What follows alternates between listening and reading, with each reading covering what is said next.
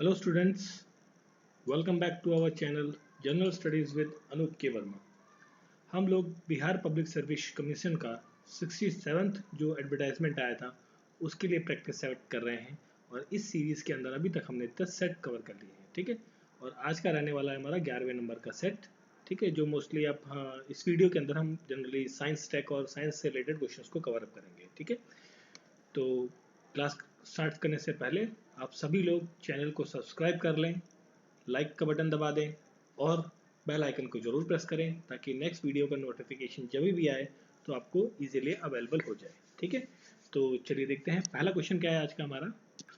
तो देखिए पहला क्वेश्चन है, पूछा गया है कि which of the following acid is known as king of acids. King of acid किस एसिड को कहा जाता है, ठीक है। तो किंग ऑफ एसिड कहा जाता है सल्फ्यूरिक एसिड को। Sulphuric acid, option number C is correct answer, H2SO4, ठीक है, दिस इज सल्फ्यूरिक एसिड। अब जो सल्फ्यूरिक एसिड है ये आपका कई जगह इस्तेमाल होता है, जैसे आपका लैब के अंदर या फिर आप इंडस्ट्रीज के अंदर, ठीक है। इंडस्ट्रीज में भी केमिकल इंडस्ट्रीज या और डिफरेंट डिफरेंट की इंडस्ट्रीज, जो अलग अलग इंडस्ट्रीज होती हैं और वहाँ पर इस्तेमाल होता है। जैसे कि अगर जो हम बात करें इंडस्ट्रीज के अंदर तो ये आता है, जैसे आपका फर्टिलाइजर्स बनाना है, फर्टिलाइजर इंडस्ट्री के अंदर है, पेंट इंडस्ट्री के अंदर, पिगमेंट इंडस्ट्री के अंदर, डिटर्जेंट जहाँ बनते हैं वहाँ पर, प्लास्टिक्स इंडस्ट्रीज के अंदर भी आपका सल्फ्यूरिक एसिड इस्तेमाल होता है, फाइबर्स बनते हैं वहाँ पर भी इस्तेमाल होता है। तो इन सभी जगहों पे और भी कई सारी जगह हैं जहाँ पर सल्फ्यूरिक एसिड इस्तेमाल होता है, ठीक है। अब सल्फ्यूरिक एसिड का तो ये फॉर्मूला हो गया। अब ये एक्चुअली किंग ऑफ एसिड इसलिए कहा जाता है, इसको कहने का एक मेन रीज़न है क्योंकि this is a strong acid. अब ये स्ट्रॉन्ग एसिड क्यों है, इसके लिए ये स्ट्रॉन्ग एसिड बनता है किसकी वजह से, दो चीज़ों की वजह से। एक होता है हाइग्रोस्कोपिक बिहेवियर की वजह से, बिहेवियर या फिर हाइग्रोस्कोपिक प्रॉपर्टीज़ की वजह से इस एसिड की, और साथ में इसके अंदर ये शो करता है ऑक्सीडाइजिंग प्रॉपर्टी, ऑक्सीडाइजिंग प्रॉपर्टीज भी शो करता है सल्फ्यूरिक एसिड। तो इन दो विशेषताओं की वजह से सल्फ्यूरिक एसिड कहलाता है आपका किंग ऑफ एसिड, ठीक है। और जो सल्फ्यूरिक एसिड है इसको पर्टिकुलरली दो और नामों से जाना जाता है। इसे कहा जाता है मेटालिंग एसिड, मेटालिंग मेटालिंग एसिड, और दूसरा oil of, just minute, oil of vitriol, ठीक है, ऑयल ऑफ विट्रियोल और मेटालिंग एसिड के नाम से भी हम जानते हैं, कहते हैं सल्फ्यूरिक एसिड को, ठीक है। तो क्वेश्चन का करेक्ट आंसर ऑप्शन नंबर सी। नेक्स्ट क्वेश्चन है नोबल गैसेस से रिलेटेड। क्वेश्चन में पूछा गया कि इनमें से नोबल गैस कौन सी नहीं है, ठीक है। तो नोबल गैस को कहते हैं इनर्ट गैस, ठीक है, इनर्ट गैसेस भी कहते हैं। जैसा कि आपको पता होगा कि नोबल गैसेस या इनर्ट गैसेस वो ग्रुप गैसेस होती हैं जो आपने पीरियोडिक टेबल देखा होगा ना, तो जो देखा ही होगा डेफिनेटली, जो पीरियोडिक टेबल के अंदर जो ग्रुप 18 एलिमेंट्स होते हैं वो सारे क्या कहलाते हैं, आपके नोबल गैसेस। जैसे कि इसके अंदर आते हैं आपके हीलियम, नियॉन, आर्गन, ठीक है, क्रिप्टन, आपका जेनॉन, रेडॉन, ठीक है। और एक और होता है, ओजी सिंबल होता है उसका, उसका नाम है ऑग्नेसॉन, ठीक है, ऑग्नेसन जो है वो लास्ट एलिमेंट है इस ग्रुप का बेसिकली, ठीक है। तो ये 7-8 एलिमेंट्स हैं, वो कहलाते हैं आपकी नोबल गैसेस। अब इसमें से देखिए कौन सा नहीं है, आर्सेनिक नहीं है यहाँ पर, ठीक है। तो क्वेश्चन का करेक्ट आंसर रहेगा आर्सेनिक, आर्सेनिक नहीं है आपका, ठीक है। अब इसकी कुछ प्रॉपर्टीज़ की बात करें अगर जो हम हीलियम गैसेस की, तो हीलियम गैसेस की प्रॉपर्टीज़ हैं, जैसे आपका ये कलरलेस होता है, ऑर्डरलेस है, टेस्टलेस गैस है, ठीक है। और ये जनरली किसी के साथ भी, मतलब जो भी ये एलिमेंट्स हैं, जितने भी ये गैसेस के एलिमेंट्स हैं, कंपाउंड हैं, ये सभी लोग कोई भी कंपाउंड फॉर्म नहीं करते हैं, कंपाउंड फॉर्म नहीं करते हैं, ठीक है। अब ये कंपाउंड फॉर्म क्यों नहीं करते हैं, इसका एक रीज़न है कि देखिए इनके अंदर ना लो रिएक्टिविटी देखने को मिलती है, यहाँ पर लो रिएक्टिविटी देखने को मिलती है, लो रिएक्टिविटी रेट या लो रिएक्टिविटी देखने को मिलती है। लो रिएक्टिविटी किस चीज़ की, केमिकल्स की, ठीक है। ये केमिकल्स के साथ में बहुत लो रिएक्टिव होते हैं इनर्ट गैस। क्यों होते हैं, क्योंकि इनका जो आउटर मोस्ट शेल होता है, जो आपका शेल होता है ना, जैसे ये आपने ये देखा होगा, ये एक न्यूक्लियस है, ये आपका शेल्स होते हैं, ठीक है। तो MLP इस तरीके से जो शेल्स होते हैं, PQ इस तरीके से जो शेल्स होते हैं, और एक इलेक्ट्रॉनिक कॉन्फ़िगरेशन आप जानते होंगे 1s2 2s2 2p6, ठीक है, इस तरीके से 2p10 2p6 इस तरीके से जो कॉन्फ़िगरेशन होती है। तो इन एलिमेंट्स का जो आउटर मोस्ट शेल होता है वो कम्प्लीटली फिल्ड होता है, मतलब कम्प्लीटली बैलेंस्ड कंडीशन में होता है, जिसकी वजह से ये दूसरे एलिमेंट्स के साथ में या दूसरे कंपाउंड के साथ में रिएक्ट नहीं करते हैं, ठीक है। और इनर्ट गैसेस को एक और नाम से जानते हैं, वो है रेयर गैसेस। रेयर गैसेस के रूप में भी हम इन्हें बोला जाता है, नोबल गैस, इनर्ट गैस या रेयर गैसेस, ठीक है। ये तीनों चारों नाम जो है एक ही हैं। अब यहाँ पर देखिए, जो क्वेश्चन का करेक्ट आंसर है वो तो आंसर नहीं मिल गया आपको। जो आर्गन है, जो आपका कंपोजिशन है गैसेस का एटमॉस्फेयर के अंदर, 78% आप जानते हैं नाइट्रोजन होता है, 21% आपका ऑक्सीजन रहता है, 20 पॉइंट समथिंग 21 अप्रॉक्सीमेट, 1% के आसपास एटमॉस्फेयर के अंदर आर्गन रहती है, ठीक है। बाकी रेस्ट ऑफ द गैसेस जो है वो अलग अलग उसमें देखने को मिलती हैं, ठीक। तो यहाँ पर क्वेश्चन का करेक्ट आंसर है आपका option number A, arsenic. Next question बहुत इंपॉर्टेंट क्वेश्चन है। इसमें पूछा गया है कि किस टेम्परेचर पे डेंसिटी ऑफ वाटर की मैक्सिमम देखने को मिलती है। वो टेम्परेचर है 4 डिग्री सेल्सियस। 4 डिग्री सेल्सियस पे वाटर की डेंसिटी मैक्सिमम देखने को मिलती है, जिसके पीछे दो कारण हैं, मतलब दो चीज़ें हैं जिसकी वजह से ये डेंसिटी मैक्सिमम देखने को मिलती है इस टेम्परेचर पर। पहली है आपकी थर्मल काइनेटिक एक्सपेंशन, ठीक है, पहली। दूसरी है हाइड्रोजन बॉन्डिंग, ठीक है। अब देखिए, जो थर्मल काइनेटिक एक्सपेंशन होता है, जब जो मॉलिक्यूल्स है, अगर जो हम बात करें जैसे ये 4-5 मॉलिक्यूल्स हैं, जब टेम्परेचर बढ़ेगा तो ये जो मॉलिक्यूल्स है ये एक दूसरे से दूर भागेंगे, ठीक है।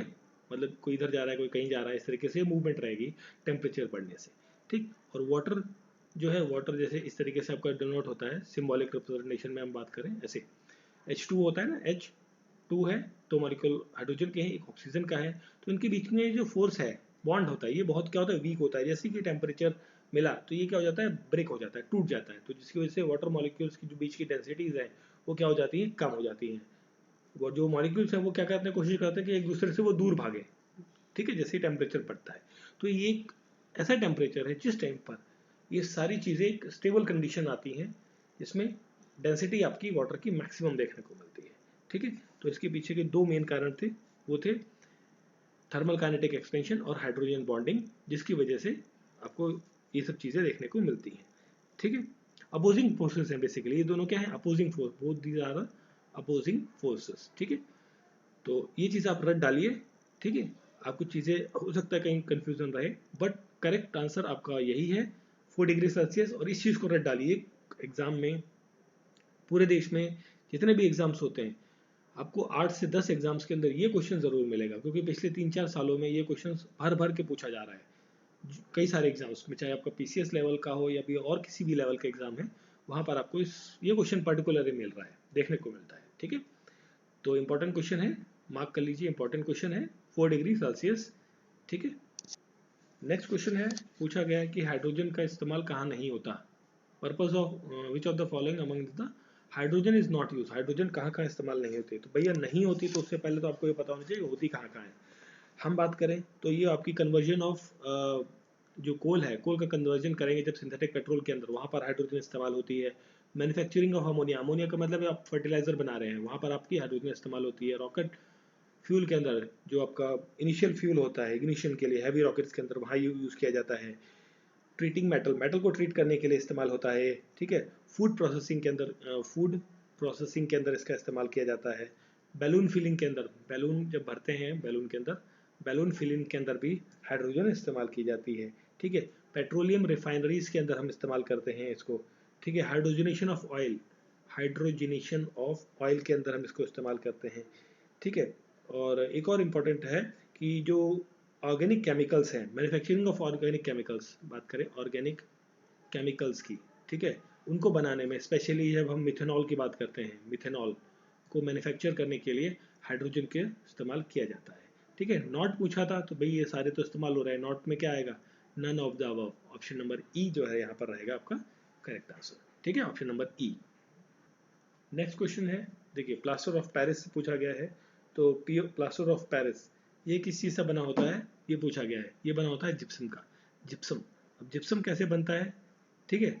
बेसिकली क्या होता है, वाइट कलर का पाउडर फॉर्म होता है, वाइट कलर का सफ़ेद पाउडर होता है, आपने देखा ही होगा, जनरल सभी ने देखा होगा पीओपी कहाँ होता है, ये आपका बना होता है आपका कैल्शियम सल्फेट से। देखिए कैल्शियम सल्फेट की हम बात करें तो CaSO4 प्लस यहाँ पर वाटर मिलकर बनाते हैं, क्या बनाते हैं, कैल्शियम सल्फेट H2O 2H2, ठीक है। This is gypsum, this is gypsum, और इसे केमिकली कहा जाता है कैल्शियम सल्फेट डाइहाइड्रेट, ठीक है, डाइहाइड्रेट के नाम से इसे जाना जाता है। डाइहाइड्रेट क्यों भाई, दो है, दो हाइड्रेट मतलब दो वाटर मॉलिक्यूल्स एडेड है, इसलिए ये डाइहाइड्रेट हो गया।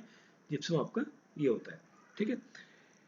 अब जो इसका इस्तेमाल है जिप्सम का, वो कहाँ कहाँ होता है आपको थोड़ा सा बता देता हूँ। तो कई बार पूछ लिया जाता है कि जिप्सम कहाँ कहाँ इस्तेमाल किया जाता है। तो जिप्सम आपका बिल्डिंग मटेरियल के अंदर यूज़ होता है, वॉल कोटिंग या सीलिंग की कोटिंग में आप जो डेकोरेटिव पर्पस के लिए यूज़ की जाती है, मोल्डिंग बनाने के लिए, सांचा बनाने के लिए, कास्टिंग करने के लिए आपको यूज़ किया जाता है। मेडिसिनल डिपार्टमेंट के अंदर जो है इसको जब जैसे चोट लग जाती है तो प्लास्टर लगाते हैं ना फ्रैक्चर्स बोन को जोड़ने के लिए, तो वहाँ यूज़ किया जाता है। हिस्टोरिकल मॉन्यूमेंट्स को बनाने के लिए इस्तेमाल किया जाता है, ठीक है। और फ्रिस्को पेंटिंग के अंदर भी इसको इस्तेमाल किया जाता है। प्लास्टर ऑफ पेरिस स्कल्पचर्स बनते हैं यहाँ के, ठीक है।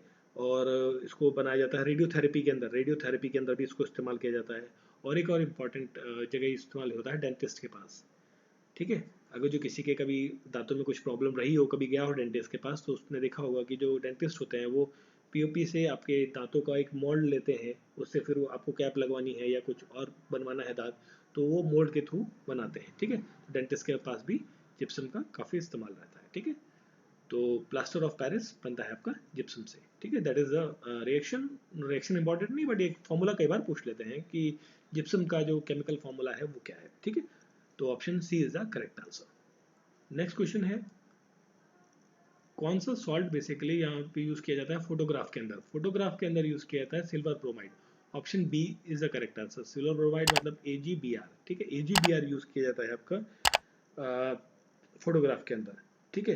अब ये इसलिए इस्तेमाल करता है क्योंकि किया जाता है क्योंकि देखिए ये एक्चुअली लाइट सेंसिटिव होता है, लाइट की तरफ क्या होता है, सेंसिटिव होता है। It shows the light sensitive behaviour in nature, ठीक है। ये बेसिकली सॉफ्ट पेल येलो, थोड़ा सा येलोइश कलर का एक इनसॉल्युबल, वाटर इनसॉल्युबल मटेरियल है, वाटर इनसॉल्युबल सॉल्ट होता है, ठीक है।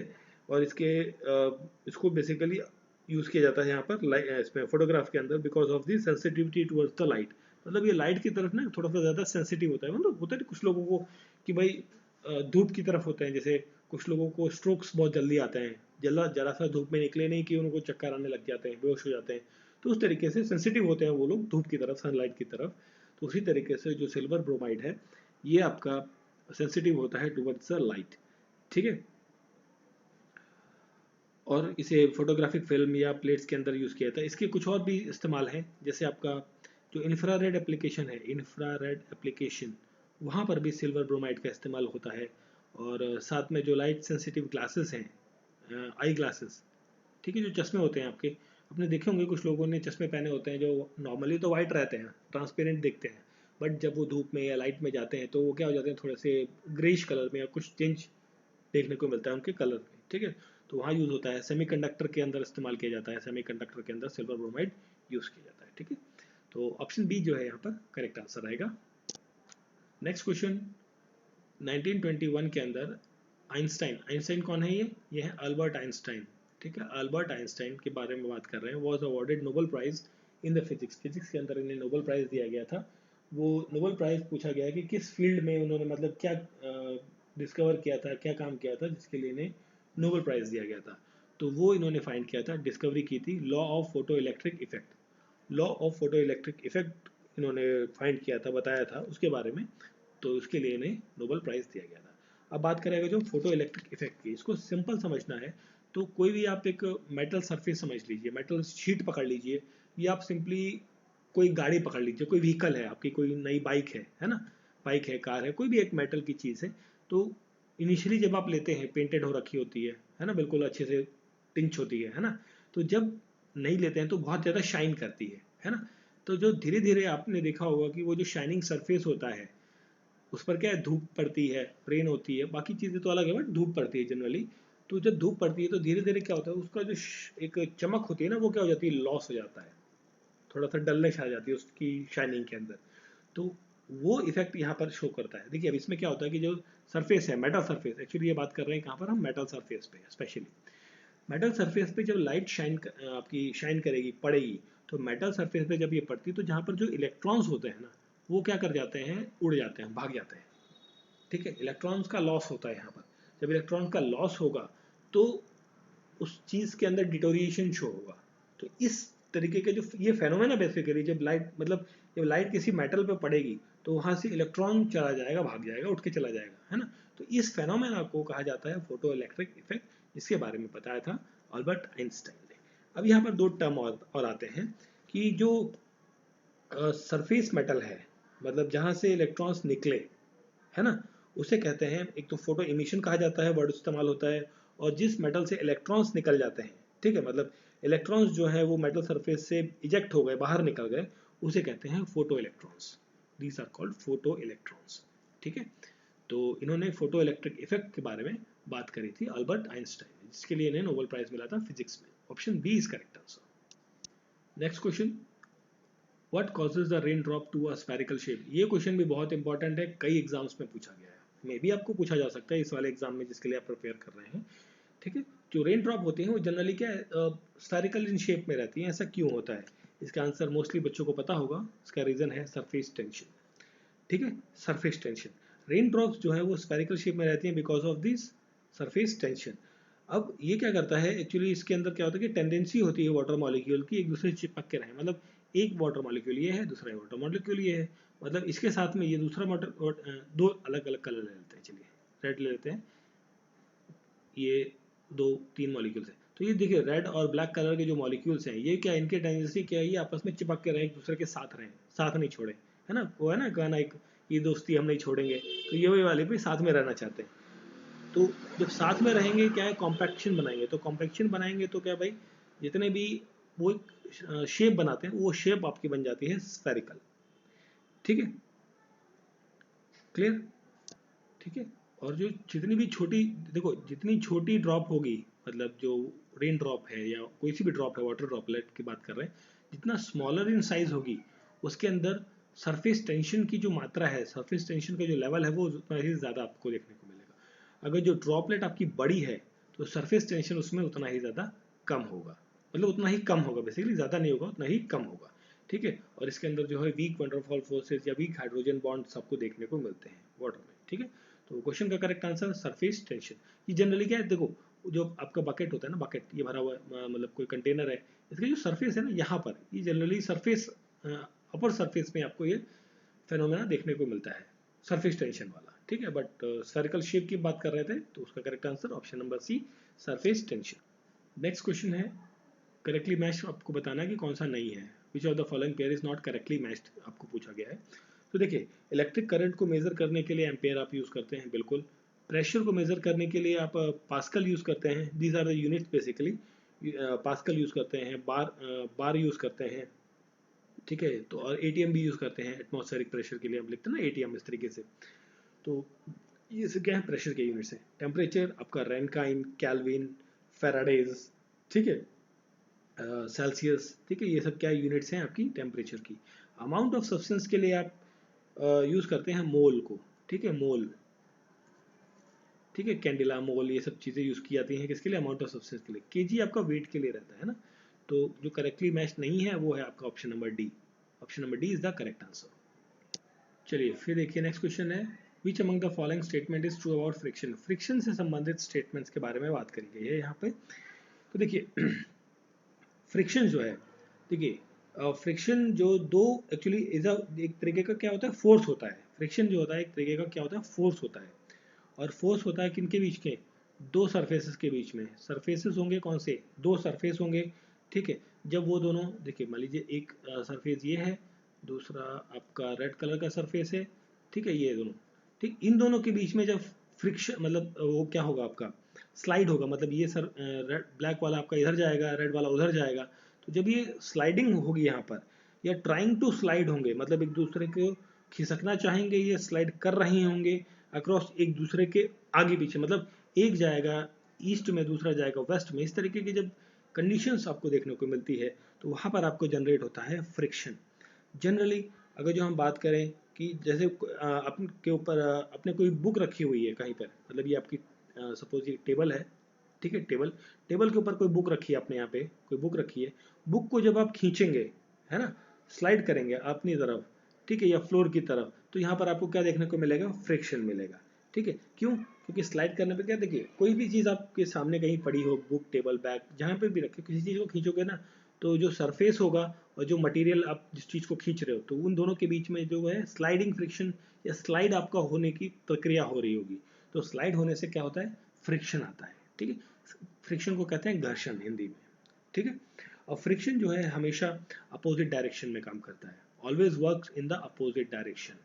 ठीक है, अपोजिट डायरेक्शन, भाई एक इधर जा रहा है ईस्ट में, मतलब एक आपका ईस्ट में जा रहा है, एक वेस्ट में जा रहा है, अगर जो ऐसे खींचोगे तो एक नॉर्थ में जाएगा, एक साउथ में जाएगा, अपोजिट डायरेक्शन में ये काम करते हैं। ठीक है, फ्रिक्शन हमेशा शो करता है एक स्लो मोशन, ऑब्जेक्ट का जो है स्लो मोशन, मतलब जैसे किसी चीज़ को आप क्या है ना, उठा के ले आओगे तो इजीली आप पिकअप कर लिए, आपको स्लाइड करोगे तो स्लाइड करने में आपको क्या है, दिक्कत होगी, मोशन आपको स्लो होगा। मतलब देखिए कोई बैग है, ये यहाँ पर कोई बैग पड़ा हुआ है, बैग को आप पिक करके ले गए तो ईजी है, आप उसको स्लाइड करके ड्रैग करोगे सरफेस पे तो क्या है, आपको इस बैग को यहाँ तक पहुँचने में मतलब 10 सेकंड लगते हैं, सपोज इस पॉइंट से इस पॉइंट तक उठा के ले जाओगे तो शायद आप 7 सेकंड में या 5 सेकंड में भी उठा के रख सकते हो, है ना। तो ये थोड़ा सा टाइम टेकिंग लगता है स्लाइड करने के अंदर। ठीक है, दो सरफेसेस आपको पता ही है कि यहाँ पर होते हैं, और जब अगर जो सरफेस जो है रफ होगा, मतलब जो ऑब्जेक्ट है आपका, this is object, bag is object, this is surface, surface अगर जो रफ होगा तो फ्रिक्शन जो है वो ज़्यादा होगा। सिंपली अगर जो हम रिलेशन की बात करें तो सरफेस अगर जो रफ हुआ आपका, ठीक है, मोर रफर the surface then friction will be more, friction भी बढ़ जाएगा। भाई देखिए स्मूथ सरफेस है ना, चिकना सरफेस है, आप स्लाइड कर लो खींच के फटाफट आ जाएगा। खुरदुरा सरफेस है तो वहां पर क्या आपको बहुत ज़्यादा एनर्जी लगानी पड़ती है। अब जहाँ फ्रिक्शन होता है, रगड़ते हैं, अब अपने हाथ को रब करो, भाई रब करते हो तो क्या ऐसे थोड़ी ना एक ही डायरेक्शन में रब कर रहे हो, रब करने में एक हाथ को आप आगे जाएगा, एक हाथ आपका पीछे जाएगा, है ना, मूवमेंट आपके आगे पीछे रह रही है, तो वहां पर क्या है, हीट जनरेट होती है कि नहीं, तो यहाँ पर क्या है, हीट जनरेशन भी आपको देखने को मिलती है। ठीक है, तो ये कुछ चीज़ें थी फ्रिक्शन से रिलेटेड। अब बात करते हैं स्टेटमेंट की। ठीक है, चलिए अब स्टेटमेंट पे हम पहले बात कर लेते हैं नीचे से। इसने कहा कि भाई ट्रू पूछा है ना, ट्रू, तो it does not produce heat, भाई ये तो हीट प्रोड्यूस करता है, अभी हमने बात करी ना। अब देखो हाथ है, हाथ के अंदर दो हाथों को अपने रगड़ोगे, हाथ को रगड़ो या किसी सरफेस पे रख के आप हाथ को रब करोगे तो क्या है, फ्रिक्शन तो वहाँ होगा, वहाँ पर क्या आपको हाथ में हीट फील होगी ना, गर्म होता है, तो वहाँ पर हीट तो प्रोड्यूस हो रही है, तो ये स्टेटमेंट तो भाई नहीं होती, गलत हो जाती है। It works in the opposite direction to the direction which the move object, भाई जाहिर सी बात है ना, ये सरफेस था ना आपका, ये ऑब्जेक्ट था, अब इस डायरेक्शन में मूव करोगे तो फ्रिक्शन आपका इस डायरेक्शन में लगेगा, अपोजिट है, बिल्कुल ये स्टेटमेंट आपकी सही हो जाती है। डी गलत, सी सही। इस स्लाइड बिटवीन टू स्लाइडिंग और मूविंग सरफेस, भाई जो फ्रिक्शन है, दो सरफेस तो चाहिए भाई, चाहे वो मूव कर रहे हो या रुके हो, उससे मैटर नहीं, बट सरफेस सबको दो चाहिए, हो सकते हैं, तो सेकंड स्टेटमेंट भी सही है आपकी। It is an example of pressure, देखिए प्रेशर का कोई मीनिंग नहीं बनता है यहाँ पर, है ना, अभी तक हमने जितनी बात करी यहाँ पर प्रेशर का कोई काम नहीं, प्रेशर क्या है, उसको दबा देगा, फिर दबा के प्रेशर, देखो कोई भी चीज़ है, बैग है, अब इसके ऊपर अगर जो प्रेशर लगा दोगे, दबा दोगे यहाँ पे, तो क्या आप स्लाइड कर पाओगे इसे इजीली, नहीं कर पाओगे, आपको फोर्स बहुत ज़्यादा लगाना पड़ेगा, है ना। तो this is not an example. तो दो स्टेटमेंट आपके सही हैं, दो गलत हैं, तो क्वेश्चन का करेक्ट क्या होगा, भाई सही पूछा गया था, दो सही हैं, बी और सी, तो करेक्ट आंसर रहेगा more than one of the above, option E is the correct answer यहाँ पे रहेगा। ठीक है, तो फ्रिक्शन से रिलेटेड जो क्वेश्चन था उसका करेक्ट आंसर है ऑप्शन नंबर ई। ठीक है, नन ऑफ द नहीं, ये more than one of the above वाला, बी और सी स्टेटमेंट आपकी यहाँ पर सही है। ठीक है, चलिए फिर देखिए नेक्स्ट क्वेश्चन है। नेक्स्ट क्वेश्चन में पूछा गया है विच अमंग द इंस्ट्रूमेंट्स के नाम दिए हुए हैं, इनमें से किससे आप रिलेटिव ह्यूमिडिटी को, एटमॉस्फेयर की रिलेटिव ह्यूमिडिटी को मेजर करते हैं। तो एटमॉस्फेयर की रिलेटिव ह्यूमिडिटी को मेजर करने के लिए आप यूज करते हैं दो टाइप के इंस्ट्रूमेंट, मतलब देखिए इंस्ट्रूमेंट तो एक ही है, वो है साइक्रोमीटर। ठीक है, हो सकता है मैं प्रोनाउंस थोड़ा गलत कर रहा हूँ, बट कोई बात नहीं। साइक्रोमीटर जो इंस्ट्रूमेंट है वो यूज़ किया जाता है रिलेटिव ह्यूमिडिटी को मेजर करने के लिए। अब ये दो टाइप का होता है बेसिकली, एक होता है वेटेड बल्ब, एक वेट बल्ब टाइप का होता है, ठीक है, और दूसरा होता है ड्राई बल्ब। ठीक है, ड्राई बल्ब, तो ड्राई बल्ब टेम्परेचर रीडिंग लेता है और एक वेट बल्ब टेम्परेचर रीडिंग लेता है। तो इसके थ्रू जो है, मतलब देखिए ह्यूमिडिटी नापना है, मतलब एक आप ड्राई कंडीशन में ह्यूमिडिटी नापेंगे किसी चीज़ की, भाई उसका टेम्परेचर क्या है बेसिकली। ठीक है, ह्यूमिडिटी क्या है, टेम्परेचर वेरिएशन है ना। तो देखिए अब जैसे कोई एलिमेंट है तो आप उसका एक टेम्परेचर ले लीजिए जब वो गीला है, मॉइस्चर है उसके अंदर। दूसरा टेम्परेचर ले लीजिए तब जब उसको आप कंप्लीटली ओवन ड्राई कर लीजिए या पूरा सुखा लीजिए उसको अच्छे से, ठीक है। तो उसके बीच का जो वेरिएशन आएगा ना, वो आपका शो करता है रिलेटिव ह्यूमिडिटी, ठीक है। इसका एक और एग्जांपल हम बात करें तो जैसे आपको शायद आपने कहीं लैब वगैरह में कभी किया हो, तो हो सकता है कि किसी किसी ने किया हो कि एक सॉइल सैंपल लिया जाता था, ठीक है। सॉइल सैंपल लिया, उसको आपने वेट किया, उसको फिर आप 24 आवर के लिए ओवन में डाल देते थे। मतलब इस सॉइल सैंपल के अंदर कुछ मॉइस्चर रहेगा। जाहिर सी बात है, आप फील्ड से लेके आओगे, खेत से या कहीं से भी आपके गार्डन से कहीं से भी मिट्टी लेके आओगे तो कुछ ना कुछ तो मॉइस्चर रहेगा। आप उसका क्या करते थे, यहाँ पे हम ड्राई करते थे, सुखा दिया पूरा, उसके बाद फिर वेट किया, फिर जो डिफरेंस आता था ना दोनों चीज़ों के बीच में, वो क्या कहलाता था आपका मॉइस्चर कंटेंट। बट वही चीज़ है, मॉइस्चर कंटेंट या रिलेटिव ह्यूमिडिटी आप मेजर कर रहे हो, दोनों चीज़ें एक ही है, ऑलमोस्ट सिमिलर है, नॉट एक ही है बट ऑलमोस्ट सिमिलर चीज़ें। तो उसके लिए इस्तेमाल किया जाता है ऑप्शन आपका psychrometer. Option number B is correct answer यहाँ पर आपका रहेगा, ठीक है। Next question, which of the following statement is or are not correct. Not correct पूछा भैया, ठीक है। देखिए विटामिन के बारे में हमने कई सारे क्वेश्चंस किए हुए हैं, पहले भी साइंस के क्लासेस में भी किए हैं और भी एसएससी की जो सीरीज थी वहाँ पर भी हमने किया है। कोई बात नहीं, यहाँ पर भी हम डिस्कस करेंगे क्योंकि क्वेश्चन तो सेम ही होते हैं ना, चाहे आप कोई सा भी एग्जाम दो साइंस से, तो साइंस रहेगी रहेगी, है ना। तो देखिए पहला क्वेश्चन है हमारा, increase the blood clotting time is due to the lack of vitamin K. बिल्कुल सही, विटामिन के की कमी होगी तो जो ब्लड क्लॉटिंग है, जो रक्त का थक्का जमता है जब आप कट जाते हैं, तो कटने के बाद क्या ब्लड जितनी जल्दी जम जाएगा, है ना, एक थोड़ा सा हार्ड मटेरियल मतलब एक थोड़ा सा ब्लड बहना बंद हो जाएगा, क्लॉटिंग हो जाएगी, तो वो होती है। अगर जो कम होगा विटामिन के की मात्रा आपकी बॉडी के अंदर, तो वो ब्लड आपको क्लॉट होने में टाइम लगेगा, रुकेगा but it will takes time, ठीक है। तो पहला जो स्टेटमेंट है सही है। नॉट करेक्ट पूछा भाई, नॉट वाला ढूंढना है हमें। पेलेग्रा डिजीज जो है वो लैक ऑफ विटामिन बी3 की वजह से होता है। बिल्कुल, पेलेग्रा विटामिन बी3 की वजह से होता है। बी3 को कहते हैं नियासिन, नियासिन के नाम से हम जानते हैं। और इस बीमारी, पेलेग्रिया की बीमारी के जो कुछ सिम्टम्स हैं, जैसे कि आपका स्किन है, स्किन जलने लगती है, मतलब होता है ना कि बाद स्किन में क्या आपको लगता है जलन जल रहा है, skin inflammation in the skin आपको देखने को मिलता है, डायरिया होती है, ठीक है। तो शोर, आपका गला सूखना, इस तरीके की चीज़ें जो है यहाँ पर आपको देखने को मिलती हैं। फिर है beriberi disease. Beriberi जो आपकी डिजीज होती है वो होती है विटामिन बी1 की वजह से, ठीक है, नॉट बी12।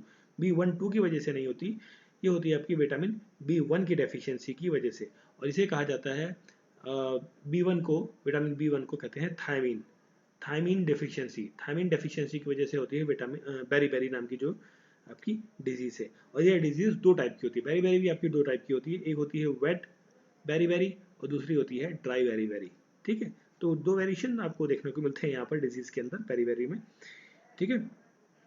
तो आपका पूछा था नॉट करेक्ट, तो आपका आंसर मिल गया है यहाँ पे हमें, ऑप्शन नंबर सी जो रहेगा नॉट करेक्ट आंसर है। ये करेक्टली मैच नहीं है, यहाँ पर बी1 होगा, विटामिन बी1, ठीक है।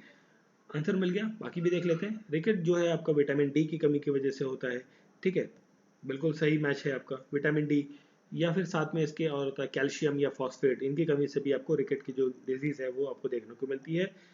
ये जितने भी न्यूट्रिएंट्स हैं ये इंपॉर्टेंट है आपके डेवलपमेंट, स्ट्रॉन्ग डेवलपमेंट के लिए, ठीक है, ग्रोथ के लिए, आपका हेल्दी बोन्स के लिए, इन सभी चीज़ों के लिए, ठीक है। और रिकेट्स जो है इसके अंदर जो बोन्स हैं, स्पेशली हम बात करें रिकेट की, तो इसके अंदर जो हड्डियाँ हैं वो क्या हो जाती हैं, वीक हो जाती हैं, कमज़ोर हो जाती हैं, ठीक है, वीक हो जाती हैं, सॉफ्ट हो जाती हैं।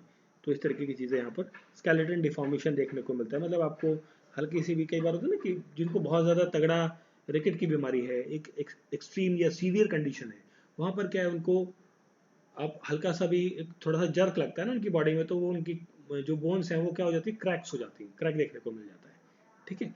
तो आजकल जो हम इंडियंस हैं, स्पेशली इंडियंस के बारे में बात करूँ तो इंडियंस के अंदर विटामिन डी की बहुत ज़्यादा कमी देखने को मिल रही है।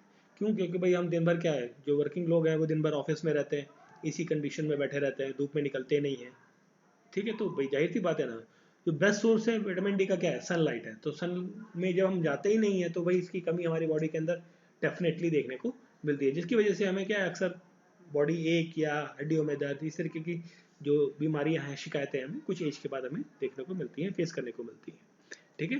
तो क्वेश्चन का करेक्ट आंसर ऑप्शन नंबर सी। नेक्स्ट क्वेश्चन है, which of the following controls the transfer of hereditary character from parent to the offspring. Offspring मतलब जो होता है, जो चाइल्ड होता है, बच्चा होता है, उसे कहते हैं ऑफस्प्रिंग, ठीक है। कौन सी चीज़ जो है वो कंट्रोल करती है, मतलब जो हेरिडिटरी कैरेक्टर, जो बेसिक कैरेक्टर है किसी व्यक्ति का, वो आपके बच्चे में, मतलब जैसे आपके फादर है तो फादर की कुछ जो बेसिक कैरेक्टरिस्टिक्स है वो आपके अंदर है, तो उस चीज़ को कंट्रोल करने के लिए जो चीज़ होती है वो कहलाती है आपकी जीन्स।